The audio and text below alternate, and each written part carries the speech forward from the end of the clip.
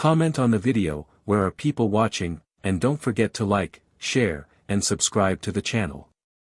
At the very beginning of the narrative, Murray Muhammad introduces himself in a relaxed, inviting tone that immediately establishes both his character and the setting of Sunnyside Acres. In this opening segment, Murray paints a picture of suburban tranquility and stability. He describes his daily routine, one that revolves around simple pleasures like wearing his favorite Hawaiian shirts and savoring a fresh cup of coffee each morning. These details not only humanize him but also serve to underscore the stark contrast between the peaceful life he cherishes and the disruptions that will soon upend that serenity. Murray's account is rich in sensory details. The description of his daily routine appeals to the reader's senses: the feel of soft fabric of his vibrant Hawaiian shirt, the aroma of freshly brewed coffee, and the calm ambience of Sunnyside Acres. This idyllic setting is presented as a haven, a place where time seems to slow down and where life is marked by routine and contentment. In this environment, every day begins with a natural rhythm that offers both comfort and predictability. However, beneath the surface of this pleasant routine, Murray's narrative hints at an underlying awareness of the potential for disturbance. Even as he extols the joys of a quiet morning, his tone carries a subtle note of irony, suggesting that his peaceful existence might soon be disrupted. This anticipatory nuance plays a crucial role in setting up the overall conflict that unfolds later in the story. The initial segment also subtly introduces Murray's personality. He comes across as a man who values simplicity and authenticity. His choice to wear Hawaiian shirts, a style often associated with leisure and ease, reinforces his identity as someone who rejects unnecessary formality and extravagance. Combined with his love for coffee, these traits paint Murray as a character who finds joy in the uncomplicated aspects of life. His contentment, however, seems to be challenged by external forces, hinting that his world is not immune to conflict. Furthermore, by establishing his love for Sunnyside Acres, Murray implicitly connects his personal identity to his home. The meticulously maintained surroundings and the emphasis on a peaceful lifestyle signal that his property is more than just a physical space, it is a sanctuary that embodies his values and his hard work. This connection foreshadows the personal stakes involved when the sanctity of his home is later violated. In essence, Part 1 serves as the foundation for the narrative by presenting Murray Muhammad's character and his idyllic environment in vivid detail. The emphasis on his daily routine and the sensory pleasures that define his life in Sunnyside Acres not only engages the reader but also sets the stage for the impending conflict. The reader is made aware that what appears to be a simple, quiet life is built on values of authenticity, simplicity, and respect for personal space. As Murray's introduction unfolds, it becomes clear that any disruption to this routine would represent not only a personal affront but a deeper challenge to the harmonious way of life he holds dear. This carefully constructed opening therefore primes the audience to anticipate that the seemingly benign world of Sunnyside Acres might soon be marred by forces that undermine the very tranquility that Murray so cherishes. One ordinary morning in Sunnyside Acres, Murray Muhammad rose with the sun as he always did, slipping into one of his brightly colored Hawaiian shirts and brewing a fresh pot of coffee. His routine was as comforting as the gentle sounds of birds greeting the day, and his peaceful home had long been a testament to a life well lived. Yet, on this particular morning, as Murray prepared to dip into the crystalline waters of his pool, a place of relaxation and reflection, he noticed something amiss. Instead of the usual sparkling water, his pool was tainted by a slick, dark substance. Running closer, Murray's heart sank as he recognized the unmistakable glisten of oil spreading across the surface. His mind immediately raced. This was not a natural occurrence, and something about the situation felt deliberately wrong. For Murray, whose life in Sunnyside Acres had always been characterized by calm and order, the sight was as jarring as it was inexplicable. The unexpected oil spill disrupted more than just his morning routine, it threatened to mar the sanctity of his home. Murray knew that his pool was not only a symbol of his love for leisure but also a testament to the care he put into maintaining his property. The presence of oil, a substance completely alien in the context of his pristine pool, could only mean that foul play was afoot. His eyes narrowed as he considered the possibilities, and a nagging suspicion began to form about someone in the neighborhood who had a history of overstepping boundaries. With the stirrings of concern taking hold, Murray decided that this incident demanded investigation. Rather than jumping to conclusions, he set about carefully observing the scene and noting every detail. The smooth film of oil contrasted sharply with the clear blue water that should have been there, leaving a blemish on the surface that was both visually disruptive and deeply unsettling. Even as he sipped his now cold coffee, Murray's mind reeled with questions about who could have caused such a deliberate act. Determined to maintain the peace of his cherished home, Murray resolved to get to the bottom of the mystery before it could escalate further. He began taking mental notes, marking the time and conditions of his discovery, and planning to review local environmental guidelines later that day. This quiet determination was characteristic of his nature. Though deeply disturbed by the incident, he refused to succumb to panic. Instead, he saw this as an opportunity to uphold the values of integrity and responsibility that had defined his life in Sunnyside Acres. As Murray stood by his pool, watching the oil slowly distort the reflection of the early sun, he silently promised himself that he would not allow his peaceful life to be tarnished. The disturbance was a challenge, a call to action that would set him on a path to seek the truth, uphold justice, and ultimately preserve the sanctity of his home. In the hours following the unsettling discovery of oil in his pool, Murray Muhammad's intuition led him to a growing suspicion. Over the years, subtle tensions had simmered between him and his neighbor, Agnes Plumtree. Agnes was well known throughout Sunnyside Acres as a strict enforcer of the HOA rules, someone who guarded the community's aesthetics with an iron fist. It wasn't long before Murray began to wonder if she might be behind the oil spill, a thought that filled him with both dismay and a sense of inevitability. Murray recalled previous encounters with Agnes, where disagreements about garden decorations and property upkeep had escalated into heated exchanges. Their relationship had always been strained, largely due to her rigid adherence to the HOA's exacting standards. Could it be that, in her determination to maintain an immaculate neighborhood, Agnes had resorted to extreme measures to improve Murray's pool area? Determined to investigate without causing a scene, Murray approached Agnes one bright, early afternoon. With the customary politeness that had characterized their previous, albeit awkward, interactions, he stepped over to her well-tended garden and asked, "Agnes, I noticed some oil in my pool this morning. Do you happen to know anything about it?" For a moment, the air between them seemed to thicken. Agnes's face, usually composed and controlled, betrayed a flicker of hesitation. In a measured tone, she mentioned something vague about certain liquids being disposed of improperly on occasion, a remark that was both cryptic and unsettling. The implication was clear: she knew more than she was letting on but chose to skirt around the issue. Murray's heart sank further as he sensed the evasion in her voice. The inadvertent slip, a slight twitch of her eye or a pause in her response, was enough for him to suspect that Agnes might indeed be involved. His mind raced as he considered the possibility that her commitment to community aesthetics might have driven her to take matters into her own hands, even if the methods were unquestionably extreme.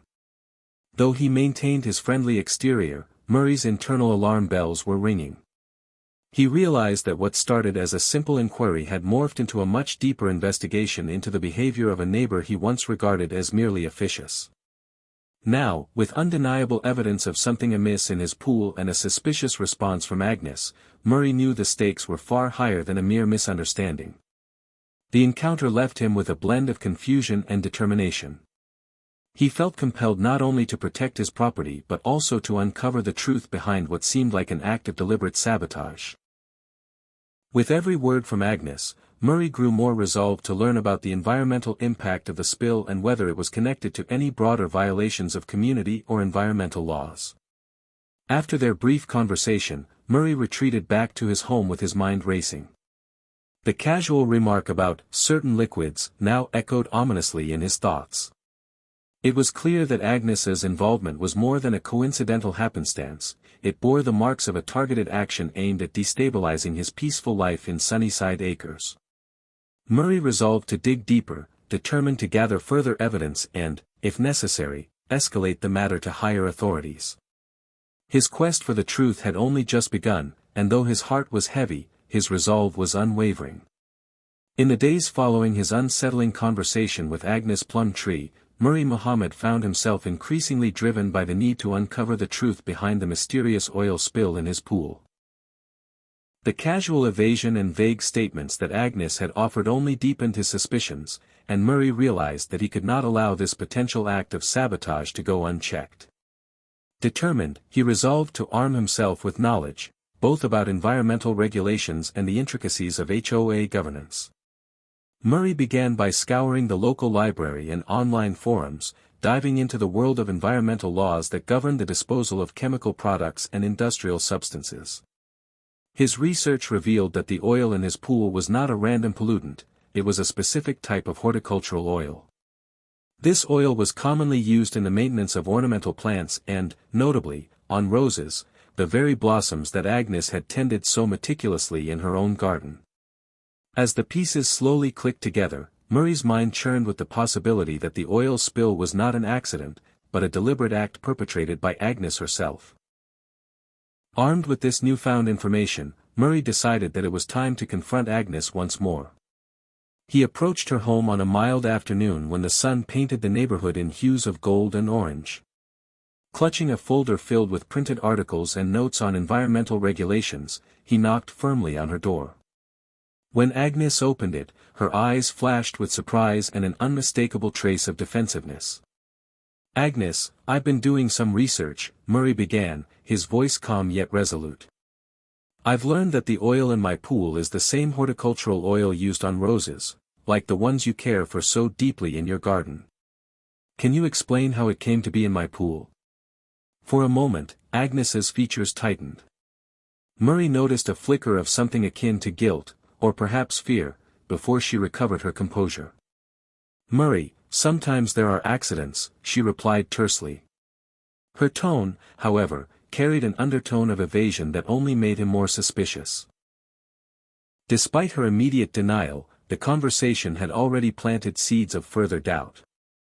Murray couldn't shake the feeling that she was withholding more than she was revealing. Not content with a half-answer, Murray pressed on gently, asking more pointed questions about the handling and disposal of horticultural oil and whether there had been any changes in the community's practices.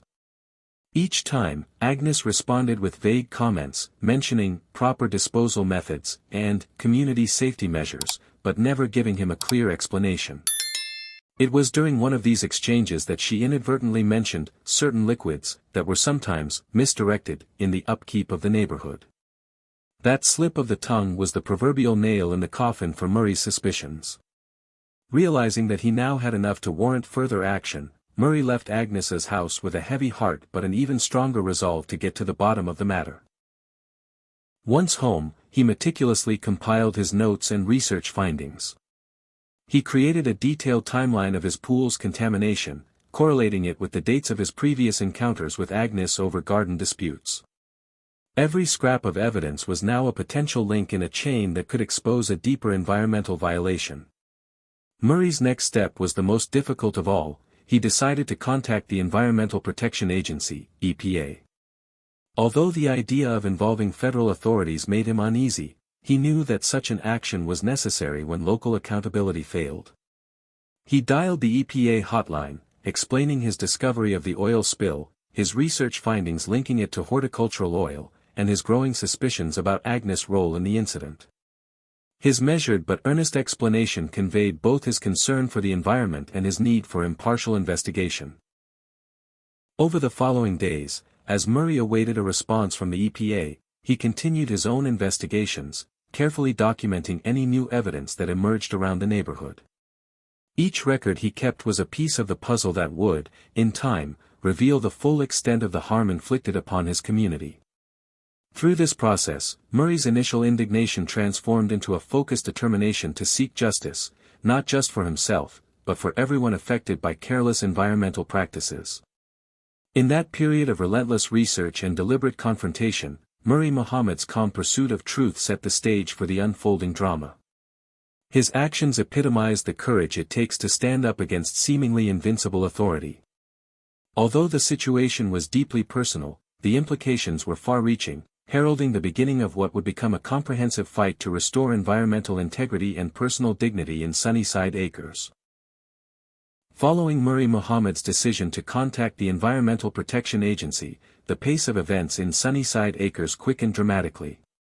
Murray's careful documentation, combined with his well-researched evidence linking the oil spill to horticultural oil, had created an undeniable case that warranted external investigation. Although he felt conflicted about involving a federal agency, Murray knew that when local channels failed to provide justice, the intervention of higher authorities was the only path forward. Within days of his call, an EPA team arrived on the scene at Murray's home. The team, composed of environmental specialists and field inspectors, moved with precision and purpose. They set up their equipment around the pool, collecting water samples and closely examining the oily film that had spread over the once crystalline surface. Their systematic approach filled Murray with cautious hope. He observed their work intently from a discreet distance, his eyes tracking every step they took as they meticulously gathered data. As the investigators worked, Murray's mind raced back to all the evidence he had compiled. The detailed articles, the printed research, and his own notes, all of it converged into a compelling narrative that pointed to one suspect, Agnes Plumtree.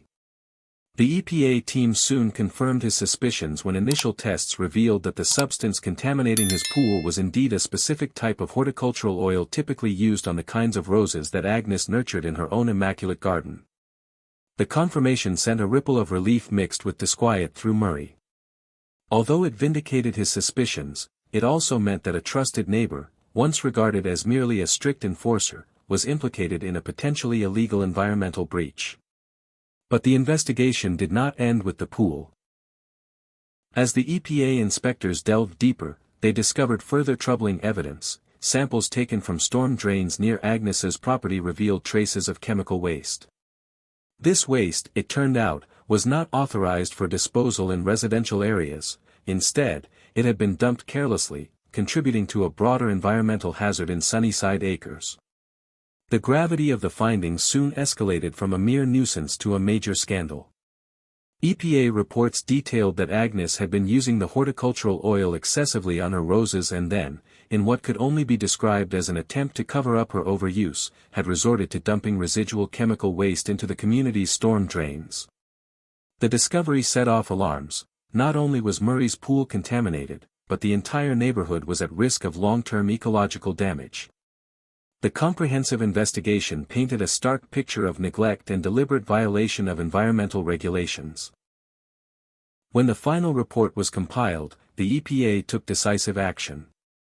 They imposed a substantial fine on Agnes Plumtree, a penalty that would undoubtedly tarnish her previously respected reputation as a strict, but fair, HOA enforcer. The scandal quickly spread throughout the community, turning Agnes from a figure of authority into a pariah in the eyes of the residents. What had once been viewed as her diligent commitment to maintaining community standards was now exposed as a reckless abuse of power that endangered the environment. For Murray, the EPA's intervention was a bittersweet victory. While he was relieved to have external validation of his suspicions and to see responsible action taken against the environmental violation, he also felt a measure of sorrow that his neighbor had been driven to such extremes. Nevertheless, the outcome of the EPA investigation provided him with a measure of vindication. His thorough research, persistent documentation, and unwavering commitment to protecting his home had paid off. The presence of the EPA's inspectors, their final report, and the hefty fine levied against Agnes marked a turning point in the saga. It was a public statement that the health of the community and the integrity of its environment could not be compromised for the sake of petty bureaucratic control. Murray felt an inner satisfaction, tempered by the knowledge that the fight for justice had only just begun, a battle that would require the support and solidarity of the entire community. In the aftermath of the EPA's conclusive investigation and significant fines imposed on Agnes Plumtree, the atmosphere in Sunnyside Acres underwent a dramatic shift.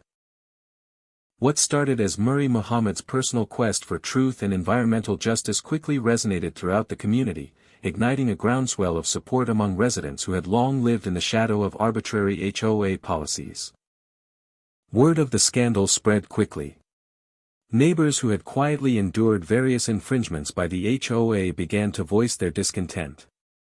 Murmurs in local gatherings, overheard discussions at neighborhood barbecues, and the newfound buzz on community social media platforms all pointed to a common sentiment: the abuses perpetrated by the strict enforcer were not isolated incidents but part of a broader pattern of negligence and authoritarian rule. Residents recalled similar grievances, instances of invasive inspections, arbitrary fines, and unexplained disturbances, and suddenly, Murray's battle was no longer an isolated case, it had become the rallying cry for a movement.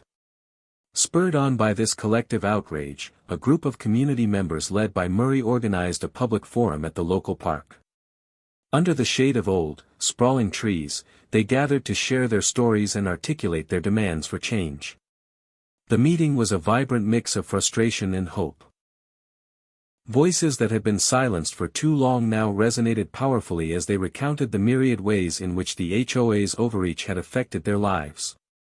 "We deserve better," someone declared. "Our homes are our sanctuaries, not playgrounds for petty officials," another added.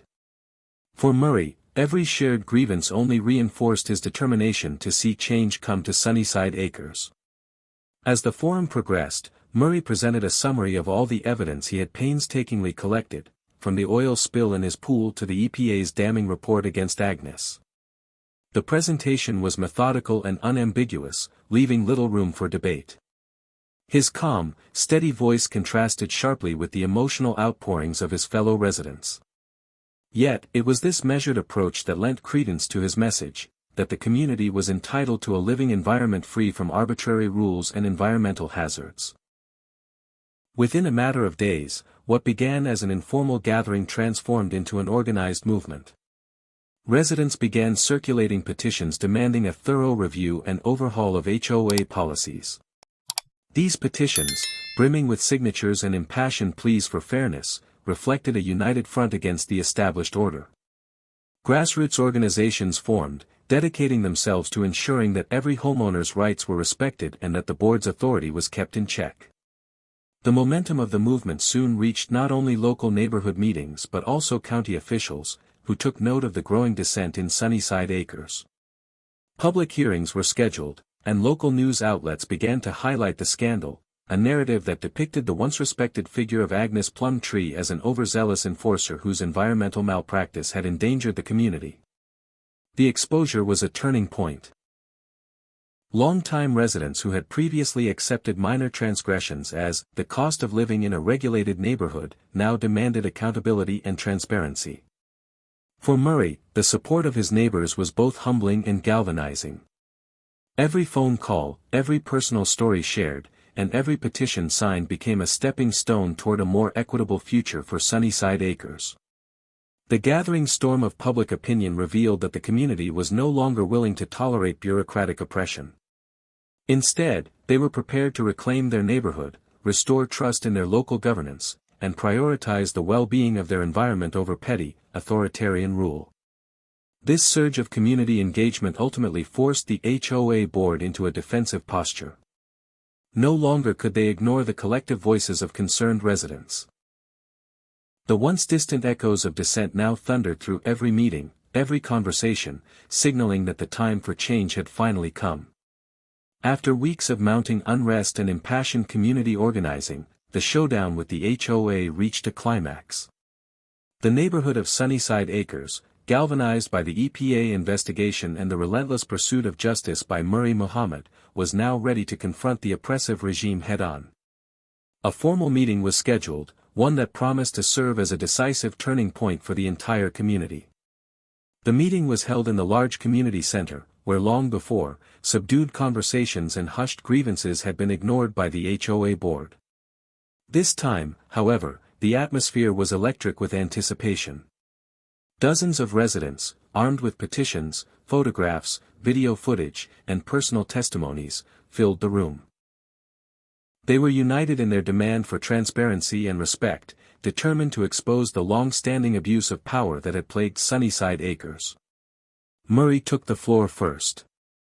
With measured calm and an unwavering gaze, he presented the evidence of Agnes Plumtree's environmental transgressions, from the oil spill in his pool to the illegal dumping of chemical waste into the storm drains, and finally, the EPA's conclusive report that brought a heavy fine upon her. His narrative was compelling and methodical. Every piece of evidence was laid out as a testament to the fact that the HOA's strict enforcement had taken a destructive turn. His words resonated deeply with many in the crowd. Neighbors who had once felt powerless now saw a path toward accountability. One by one, other residents rose to share their own experiences of intrusive inspections, arbitrary fines, and neglect by an HOA that cared little for individual rights. The testimonies built a crescendo of collective indignation, a powerful reminder that silence was no longer an option. Throughout the meeting, the tone of the room shifted markedly. What had begun as a forum for personal grievances had transformed into a passionate call for systemic reform. The pressure mounted, and even long-standing supporters of the board found themselves questioning the legitimacy of its practices. The evidence, both scientific and anecdotal, left little room for ambiguity, and as it piled up, the board's previous dismissals and excuses grew increasingly untenable. At a critical moment in the meeting, a panel of HOA representatives was convened to deliberate on the future governance of the community. Confronted with the overwhelming evidence and the impassioned pleas of the residents, the board was forced to acknowledge that radical changes were necessary. The result was historic. The longtime HOA enforcer, Agnes Plumtree, was stripped of her influential role and ultimately forced to resign. In her place, a new, resident-focused board was swiftly elected, one that promised to operate with fairness, inclusivity, and transparency. The final decision was met with thunderous applause from the assembled crowd. For Murray, it was the culmination of a long struggle, a moment when his quest for justice had transformed not only his life but the entire community. The ruling signified that Sunnyside Acres would no longer be held hostage by arbitrary regulations or personal vendettas. The victory was a resounding affirmation that every homeowner's rights deserved protection and respect. As the meeting adjourned, the sense of triumph and relief was palpable. Neighbors exchanged congratulatory remarks, and for the first time in years, there was an air of genuine optimism. The oppressive practices that had once defined the neighborhood were now being dismantled, replaced by policies that prioritized community well-being over bureaucratic control. Murray Muhammad, standing at the head of the assembly, felt an overwhelming sense of vindication. The final showdown had been won, and the future of Sunnyside Acres looked brighter than ever. In the days that followed the decisive HOA meeting, Sunnyside Acres began to experience a profound transformation. The ousting of the once authoritative Agnes Plumtree and the election of a new, resident-led board signaled the dawn of a more inclusive, responsive era. The storm of dissent that had swept through the community mellowed into a hopeful calm. Murray Muhammad's home, once a battleground for grievances, slowly returned to its former tranquility. His pool, now free of oil and symbolic of reclaimed peace, shone under the clear blue skies, a potent reminder of the community's hard-fought victory. Neighbors who had previously suffered under arbitrary fines and intrusive inspections now expressed relief and appreciation for the renewed focus on fairness and community building. The new HOA board wasted no time in reviewing outdated policies. Meetings were restructured to facilitate genuine participation, and rules were rewritten to reflect a balance between preserving community aesthetics and respecting individual rights. In this new governance model, every homeowner's voice was heard, and the oppressive practices of the past became a distant memory. Murray himself felt a deep sense of personal vindication. His diligent efforts, from documenting environmental violations to rallying the community, had not only restored his property's dignity but had also set a new standard for how issues should be handled in Sunnyside Acres.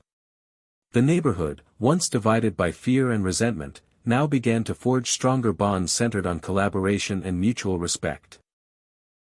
At a celebratory community gathering held in the recently revamped town square, residents shared stories of past hardships and future hopes.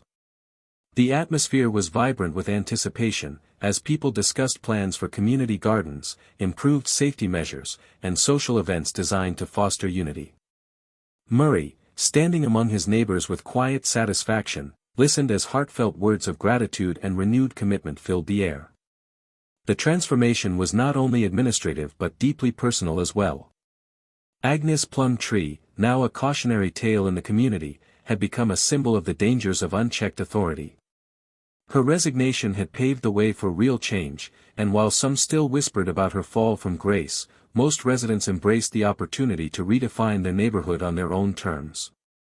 In this new dawn, Murray Muhammad found himself enjoying a sense of peace that had once seemed unattainable. His home, his community, and his life in Sunnyside Acres were all taking on new meanings, definitions rooted in fairness, respect, and collective responsibility. The once troubled pool now reflected the clear sky, symbolizing not just clean water but a clear path toward a better future. With the new HOA board firmly in place and the community united behind its reformed policies, Murray Muhammad decided that the final step in his quest for justice was to ensure that the legal record reflected the transformation of Sunnyside Acres. His extensive documentation of the oil spill and the subsequent environmental violations, alongside evidence of repeated transgressions, needed to be formally recognized. Thus began the legal phase of his battle. Murray meticulously compiled all the evidence he had collected, from detailed photographs of the oil-stained pool to copies of the EPA report that confirmed the presence of horticultural oil and illicit chemical dumping. Each piece of evidence was carefully organized into a comprehensive file, serving as an unassailable record of the events that had upended his once tranquil life. His goal was not merely personal vindication, he wanted to create a legal precedent that would protect the rights of every homeowner in Sunnyside Acres against future abuses. After consulting with a seasoned attorney known for championing consumer and environmental rights, Murray filed a formal complaint with the local municipal court. The legal process was rigorous, with extensive documentation and detailed testimony required. At the hearing, Murray took the stand and presented his case with clarity, recounting every detail with a measured, unwavering voice. His testimony was supported by expert analysis from the EPA's findings and corroborated by statements from several neighbors who had witnessed related incidents. The courtroom was tense as the judge reviewed the evidence. Murray's calm demeanor and the incontrovertible nature of his documentation left little doubt about the severity of the environmental violations and the neglect shown by the former HOA leadership. In a decisive ruling, the court ordered that further punitive measures be imposed on those responsible for the illegal dumping and any future breaches of property rights would be met with strict legal consequences. This decision was hailed as a landmark victory for the community. It was a clear, unequivocal statement that no one, not even the HOA or its enforcers, could operate without accountability. The legal victory sent ripples throughout Sunnyside Acres. Neighbors who had once suffered in silence now found renewed courage to challenge any form of misconduct. The case became a catalyst for further community engagement, with residents actively participating in public meetings and demanding that their voices be heard. Murray's win established a strong legal and moral precedent, reinforcing the idea that collective action and steadfast determination can triumph over systemic negligence. For Murray, the courtroom triumph was deeply personal. It validated his years of painstaking documentation and his unwavering commitment to safeguarding his home. It was not just about recovering physical damage, it was about restoring dignity and ensuring that justice prevailed. The ruling also symbolized the broader transformation in the community, a movement away from arbitrary, oppressive rules toward a future defined by fairness and respect. In the final phase of his long-fought battle, Murray Muhammad witnessed the dawn of a new era in Sunnyside Acres, one defined by unity, fairness, and community empowerment. With the legal victory firmly in place and the reformed HOA board setting progressive policies, the neighborhood was rapidly transforming into a place where residents' rights were respected and celebrated. For Murray, the change was profoundly personal. His journey had taken him from the shock of discovering oil in his pool, through a harrowing confrontation with a once trusted enforcer, to a legal triumph that resonated throughout the community. Now, as he looked out over a sparkling, clean pool and a beautifully revitalized lawn, he felt a sense of victory that surpassed mere property restoration. It was the reclamation of his personal sanctuary and the affirmation of his values. Under the new HOA regime, long outdated and overly restrictive rules were discarded. The focus shifted to community building rather than petty regulation. Neighbors, once fearful of speaking out, now gathered for open discussions and neighborhood events that fostered genuine connection. At local gatherings and community celebrations, residents exchanged stories of past grievances and shared dreams for a more inclusive future. One such event was the much-anticipated pool party, where Murray proudly hosted his friends and neighbors. It was here that Agnes, having transformed her own role after facing legal and social repercussions, made a heartfelt gesture. Recognizing the solidarity that had emerged, she offered to bring her legendary roses to the party, a symbolic offering that bridged the divide between past transgressions and the promise of a fresh start. The transformation of Sunnyside Acres was not just visible in the meticulously maintained public spaces but was palpable in the atmosphere of hope and collaboration that now defined the community. For Murray, the victory was a culmination of years of struggle, a hard-won triumph that reaffirmed the power of persistence and the value of standing up for one's rights. Surrounded by supportive neighbors and a reformed HOA that prioritized transparency and fairness, Murray felt an enduring peace. His restored pool now shone under the bright afternoon sun, a sparkling testament to the beauty of a community that had learned to come together for the common good. In that moment, every challenge he had faced seemed a necessary stepping stone toward this vibrant, promising future. As the day turned to dusk, with warm conversation and gentle laughter floating through the air, Murray savored the taste of victory. He understood that his journey was not only about reclaiming his property but also about setting a precedent for all who believed in the power of collective action. With a quiet smile and a heart full of hope, Murray Muhammad embraced this new beginning, a future where Sunnyside Acres thrived as a beacon of unity, respect, and the unyielding strength of community spirit.